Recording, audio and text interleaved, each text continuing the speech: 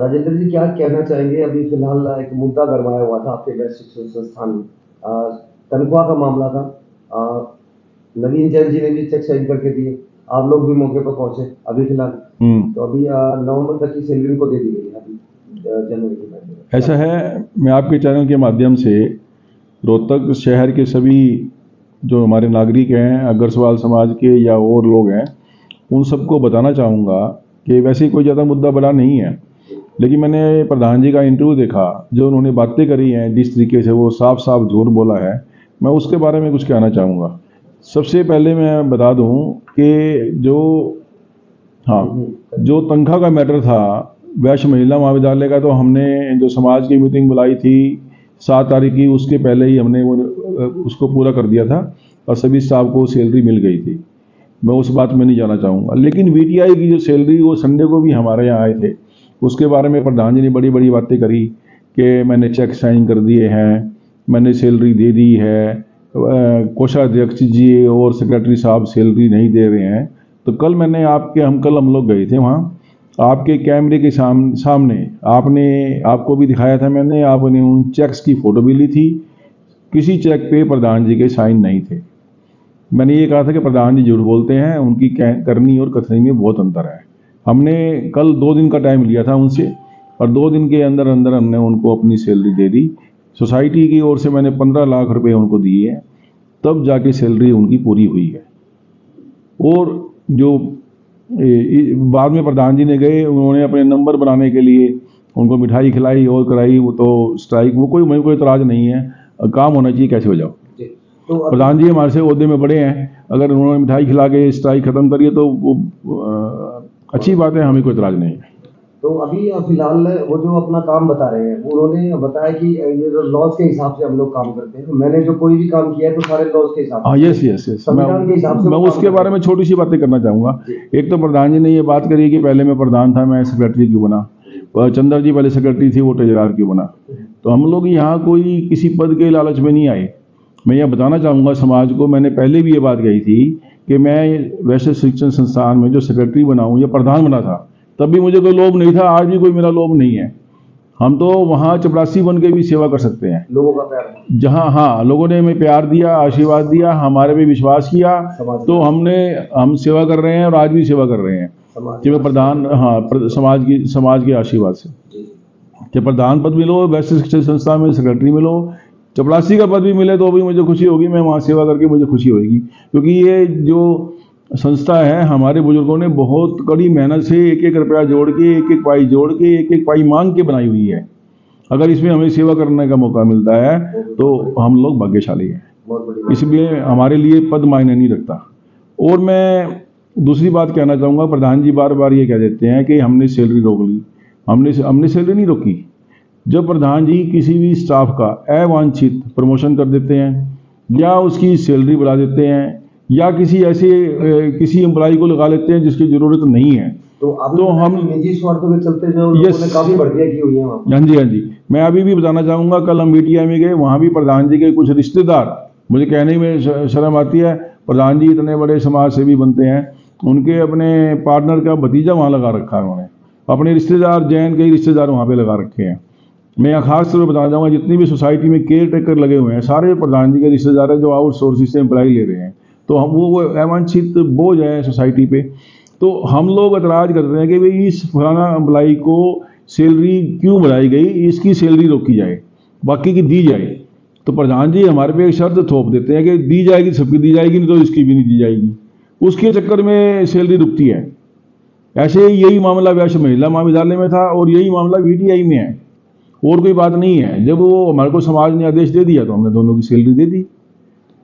तो अभी फिलहाल जो उसमें देखने की चीजें ये आई कि आपने बताया कि निजी स्वार्थ के चलते लोगों ने भर्तियां की हुई है, नवीन जैन जी ने लगा दी है, हमको लोगों को वहाँ लगाया, लेकिन उसमें मेरा ये मानना ये है कि एलिजिबल लोग हैं वहाँ ऑलरेडी।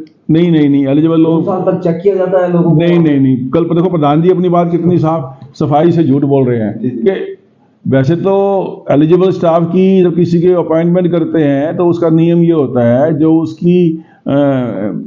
जो भी उसकी काबिलियत है, एलिजिबिलिटी है, उसके हिसाब से अपॉइंटमेंट होनी चाहिए। हाँ, किसी ऐसी पोस्ट पे कोई आदमी ना मिले, तो फिर तो चलो को लगा लो, थोड़ा बहुत तो कंप्रोमाइज कर सकता है, लेकिन ये तो नहीं ना सारे के सारे आप नॉन एलिजिबल लगा लो। 2 साल तक हाँ। उनको चेक किया जा रहा है सर वहाँ पर। प्रधान जी 2 साल चेक नहीं कर रहे, 2 साल के लिए उनको ओबलाइज कर रहे हैं। Yes, yes. 2 साल में तो प्रधान जी रहेंगे कि रहेंगे, हम रहेंगे नहीं रहेंगे, क्या होगा? ये तो वो खुद मान रहे हैं कि मैंने नॉन एलिजिबल लोगों को इतनी बड़ी संस्था के अंदर हाँ। लोगों को चेक नहीं किया जाना चाहिए मेरे हिसाब से तो। चेक किया जाता है, लेकिन प्रधान जी के जोर से, प्रधान जी के दबाव से प्रिंसिपल उनको लगाने को मजबूर होते हैं कि वो प्रधान जी का दोस्त है, रिश्तेदार है, या कहीं और दाएं बाएं से किसी की सिफारिश से उनको लगाया गया है। तो इसका खामियाजा तो वहाँ पढ़ने वाले स्टूडेंट्स को भी होगा। बिल्कुल, उसका हो रहा तो है। जिस भी शिक्षण संस्थान में लगाए गए हैं वहाँ के टीचर्स को होगा, वहाँ के जो हमारे स्टूडेंट्स हैं उनको होगा, नेचुरली है। तो कहीं ना कहीं शिक्षा का स्तर भी गिरेगा वैसे। सर शिक्षा का स्तर गिरा है, तभी तो हमारे यहाँ हर इंस्टीट्यूट में एडमिशन कम है। VTI में तो हमारे इतने एडमिशन कम है कि कल बंद कर दो तो भी कोई रोकने वाला नहीं होगा। उन्होंने और बड़ी बात करी है सर, अपने जो हमारे जो कोषाध्यक्ष आपके ट्रेजर साहब हैं चंद्र गर्ग जी, उन पर सीधा सीधा आरोप लगाया कि उन्होंने वैश्य संस्थाओं में से बच्चे जो है कम से कम 2,500 से लेकर 3,000 बच्चा तक जो है अपने स्कूलों में भर्ती कर रखे हैं। देखो, बगैर प्रूफ के तो कोई भी किसी पे इल्जाम लगा दो, या तो एक भी बच्चे का नाम बताएं जो वैश्य स्कूल में एडमिशन लेने आया हो और वो जाके किसी और स्कूल में लिया हो या चंद्र जी के स्कूल में लिया हो, फिर तो हम इस आरोप को सही मानेंगे। ऐसे तो किसी पे भी कुछ भी लगा दो, कहना सुनने उनका कहना में। ये चंद्र जी का मैं यहाँ कहना चाहूँगा, जब हम यहाँ नई टीम के रूप में आए थे तो मैंने प्रधान जी से कहा था कि हमारे शिक्षा का स्तर बढ़ाओ, यहाँ पर इंफ्रास्ट्रक्चर बढ़ाओ, बच्चों को अच्छी फैसिलिटी मिले। पेरेंट्स आते हैं, पहले देखते हैं कि हमारे स्कूल में क्या है। जब यहाँ कुछ है ही नहीं तो कौन हमारे यहाँ बच्चों को एडमिशन कराएगा? मैं एक बात आज आपको खुले मन से, खुले चैलेंज से कह रहा हूँ, आप ये बात मेरी नोट कर लो, बेशक आप इसको कितना ही वायरल कर देना। क्या हमारे जो शिक्षण संस्थानों में स्टाफ है, क्या हमारे पब्लिक स्कूल में जो टीचर्स लगे हुए हैं या जो स्टाफ लगा हुआ, क्या उनके बच्चे हमारे स्कूल में पढ़ते हैं? आप ये क्वेश्चन पूछो।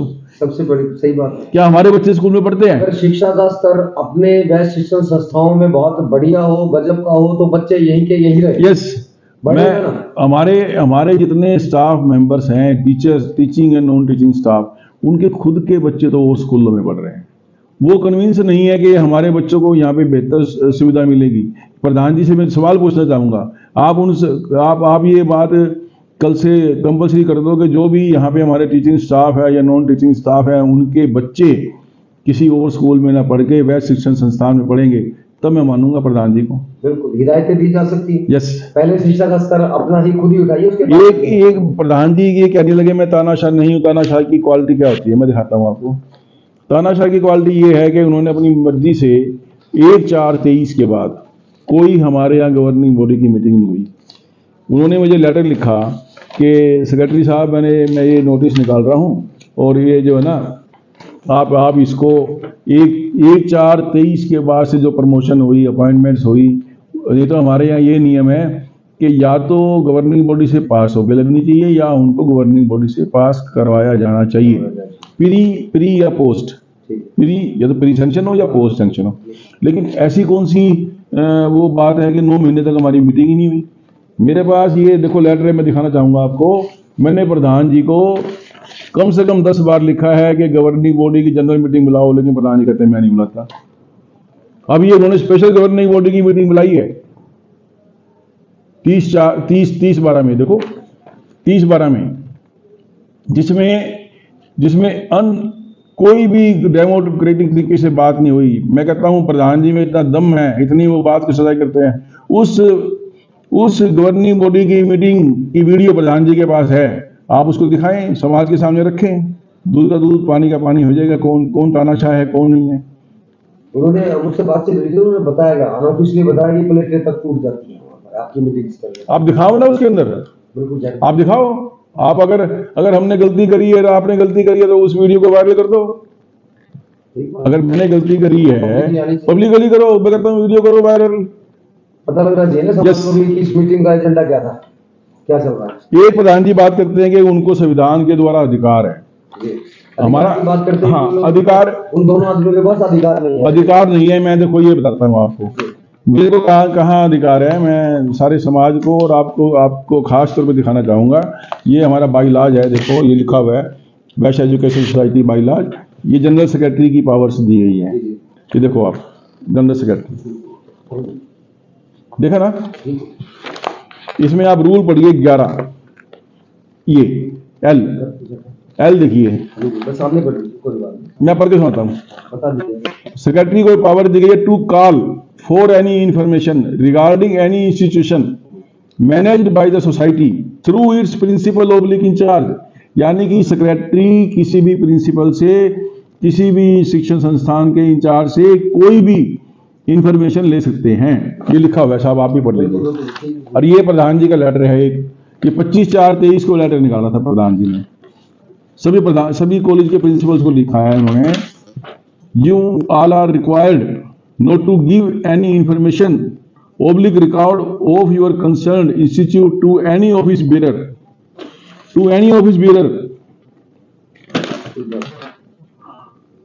Without prior approval of the अंडरसाइंड।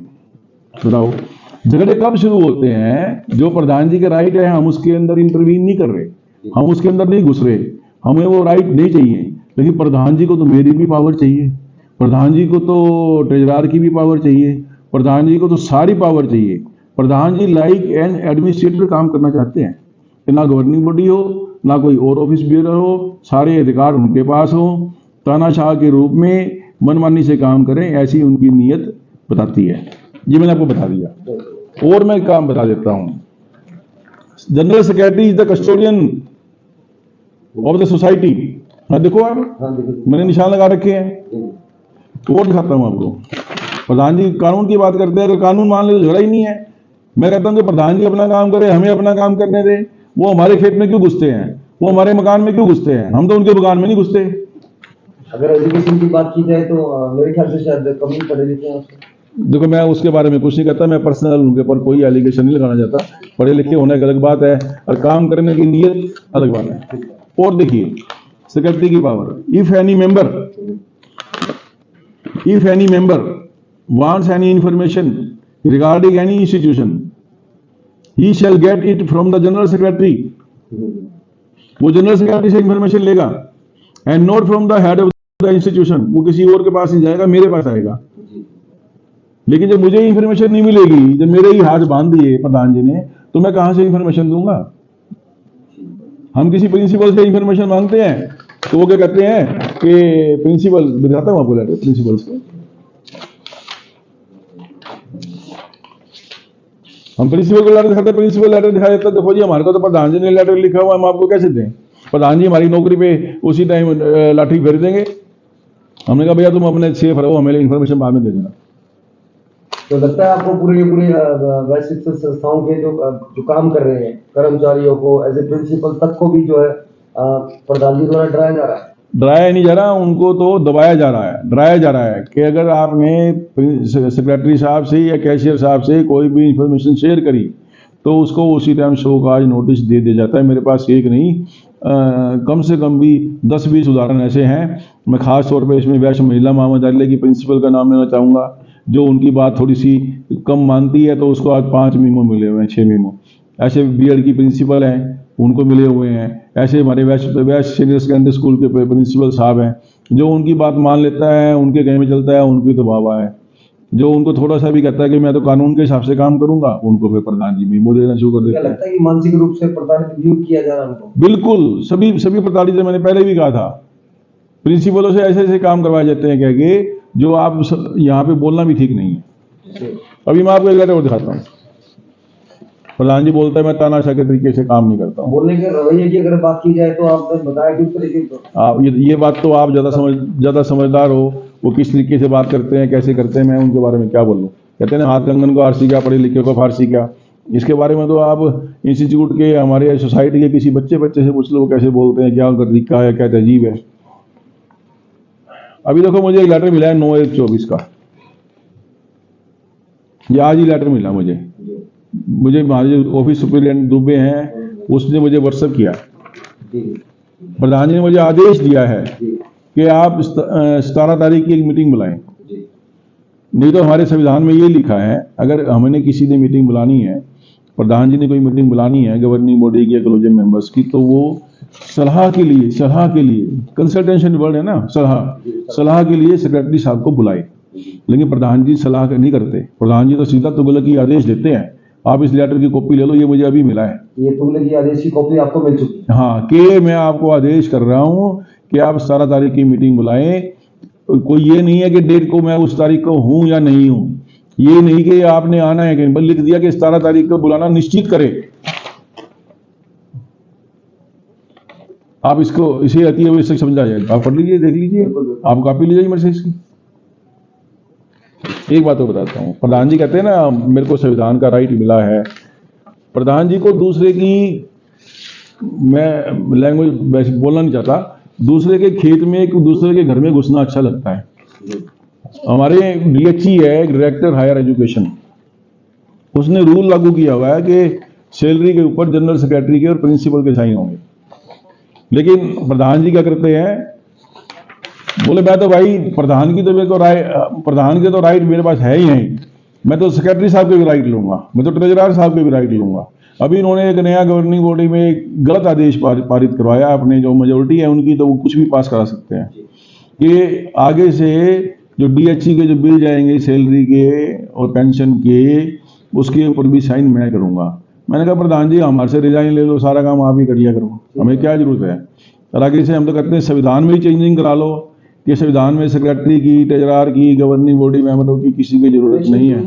हाँ, अकेला प्रेसिडेंट रूल करेगा लाइक एन एडमिनिस्ट्रेटर। हमारी भी मुक्ति आपकी बाबा, हम तो यही आपसे दुआ करेंगे। हम तो सिर्फ ये चाहेंगे संस्थान जो है वो, फिर भी हम लोग तो बहुत सुलह से, ठंडे दिमाग से काम करते हैं। मैं आपको यहाँ भी बता दूं, अभी एक प्रधान जी के ऊपर कोर्ट में केस भी दाखिल हुआ है।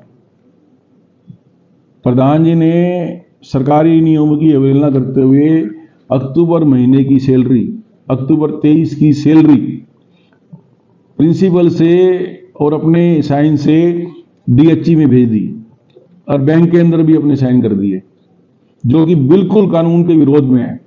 उसमें मेरे साइन थे, प्रधान जी ने गलत आदेश जारी करके अपने साइन लगा दिए। प्रधान जी प्रधान जी पे कोर्ट में केस हो गया है। हाँ जी, परसों की तारीख है कोर्ट में।